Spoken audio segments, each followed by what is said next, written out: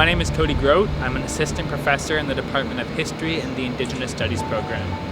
My research these days has taken two very different angles. I focus on the commemoration of Indigenous histories by the federal government, by international bodies including UNESCO, and I'm also looking at a multi-generational history of my family that covers residential school experiences, the 60 Scoop, enfranchisement by the federal government, and also how we go about researching these issues, which touches on access to information, the redaction of family records, and how we go about amending these systems. Indigenous peoples have often been excluded from the national narrative through commemorative bodies such as National Historic Sites of Canada, and further to that, our ways of knowing and our ways of understanding our relationship to significant sites has not been integrated into national forms of commemoration. So my research is looking at how this exclusion has taken place and how Indigenous ways of knowing can be integrated into commemorative bodies to readdress how we understand commemoration and public history within Canada. I think the other aspect of my research about trying to access family records can make a tangible change for Indigenous peoples and for communities ourselves.